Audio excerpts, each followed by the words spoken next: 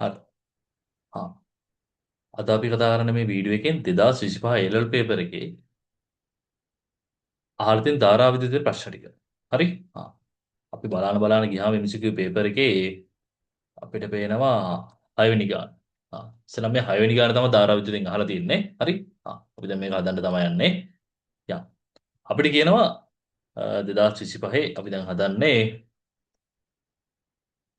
2025 A-level paper එකේ 6 වෙනි MCQ එක. හරි? මේක තමයි අපි දැන් හදන්න යන්නේ. එක එකෙහි පිළිවෙලින් ප්‍රතිරෝධය R වන සරසම් ප්‍රතිරෝධ තුනක් තියෙනවා. අපිට කැප් මේ ප්‍රතිරෝධය R වෙච්ච ප්‍රතිරෝධ තුනක් දීලා තියෙනවා. හරි? මේවා තුනක් දීලා තියෙනවා. ආ. ඒවායින් ලබාගත හැකි අවම සහ උපරිම සමක ප්‍රතිරෝධ පිළිවෙලින් මොනවද කියලා අහනවා. ඒ කියන්නේ මෙන්න මේ තුන් දෙනා පාවිච්චි කරලා අපිට හදන්න පුළුවන්. උපරිම ප්‍රතිරෝධෙයි අවම එකයි අපෙන් අහනවා. හරි? හරි. දැන් මට දීලා තියෙනවා මෙන්න මෙහෙම තුන් දෙනෙක්. R කියලා තුන් දෙනෙක් දීලා තියෙනවා. හරි. අපි සාමාන්‍යයෙන් ප්‍රතිරෝධ තුනක් දීලා අපෙන් ඇහුවොත් මේ තුන් දෙනා පාවිච්චි කරලා හදාගන්න පුළුවන් උපරිම ප්‍රතිරෝධය. උපරිම සමග ප්‍රතිරෝධය මොකක්ද කියලා. හරි? අපි කරන්නේ මොකද්ද? සාමාන්‍යයෙන් අපිට ප්‍රතිරෝධ කීපයක් දීලා එයාලගෙන් වැඩිම ප්‍රතිරෝධයක් හදාගන්න පුළුවන්. නැත්නම් ඒ තුන් දෙනා එකතු කරලා හදාගන්න පුළුවන් ලොකුම අගය අපි ගන්නෙ ඒ තුන් දෙනාව ශ්‍රේණිගතව දාලා. හරි? උපරිම ප්‍රතිරෝධය ගන්න මම මොකද කරන්නේ? මේ තුන් දෙනාව ශ්‍රේණිගතව දානවා. කැපිටල් R තුන ශ්‍රේණිගත දානවා. හරි? එතකොට ශ්‍රේණිගතව ගත්තොත් ඔයාලා දන්නවා R සම කීයද මෙතන? මට එනවා 3i R කියලා. හරි? ඊළඟට ඔයාලට ප්‍රතිරෝධ කීපයක් දීලා ඒ ප්‍රතිරෝධ කීපේ පාවිච්චි කරලා හදාගන්න පුළුවන් අවම ප්‍රතිරෝධය හොත් ඔයාලා මොකද කරන්නේ?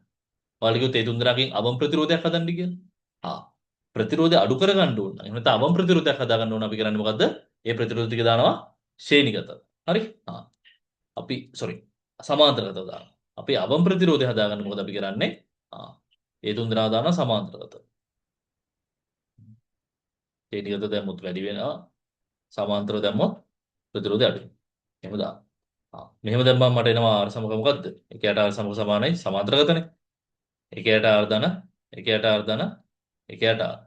පොදු වරේ මම ඉතින් R කියලා ගන්නම්. උඩ එනවා 3 කියලා. ඒ කියන්නේ මට එනවා R සම කීයද? R බෙදීම 3 කියලා. එහෙනම් මොකද වෙන්නේ? උපරිම එක කීයද? අපිට උපරිම එක ආවා 3ක් R කියලා. අවම සමග ප්‍රතිරෝධය ආවා R බෙදීම 3යි කියලා. හරි? එතකොට මේ ගානේදී ඔයාලට ගාන හදනකොට වැදගත්ම දේ තමයි ඔළුවේ තියාගන්න මොකද්ද? ප්‍රතිරෝධය වැඩි කරගන්න ඕන නම් හරි? වැඩි කරගන්න ඕන අපි මොකද කරන්නේ? ප්‍රතිරෝධ ටික දාන්න ඕන ශ්‍රේණිගතව සහ ප්‍රතිරෝධය අඩු කරගන්න අපි මොකද කරන්නේ? යාලා දාන්න ඕන අවමයක් ගන්න අපි මොකද කරන්නේ? ඒ කට්ටියව සමාන්තරගතව දාන්න ඕන. හරි?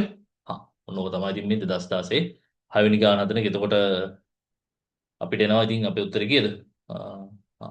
අපෙන් අහන්නේ අවම සහ උපරිම එකනේ. අවම එක ආවාර බෙදීම 3යි කියලා. 3ක් ආර. එහෙනම් පස්වෙනි උත්තරේ තමයි ඉන්නේ නේ. අපි යන්නේ ඊළඟ ධාරා විද්‍යුතේ ගානට.